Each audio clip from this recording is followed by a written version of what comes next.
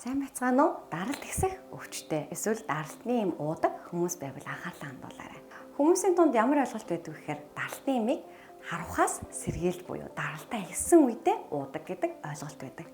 Тэгвэл даралтны им гэдэг маань таны даралтыг харухаас сэргийлдэг биш, харин таны даралтыг хэлбэлцэхгүйгээр зүрх болон бөөрийг хамгаалахад зориулж өгдөг юм. Даралтны маань 24 цагийн үйлдэлтэй байдаг бөгөөд та хэрвээ энийг даралтаа ихсэн хоноо уугаад даралтаа буулгана гэж бодж ивэл дор хаяж нэгээс 6 цагийг зарцуулах хэрэгтэй болно. Хэрэв бид даралт маш өндөр болсон тэр үед даралтны имээ уугаад хүлээгээд байвал харух эрсдэлтэй байдаг учраас даралтны имийг яг даралт ихсэн үед нь биш, харин та даралтаа ихсгээс өмнө угтуулж зүрх болон бөөрөө хамгаалахын тулд уудаг гэдгийг маш сайн ойлгож чадвал даралтны им таныг зүрхсний болон бөөрийн өвчлөлөөс урьдчилан сэргийлж чадах юм аа.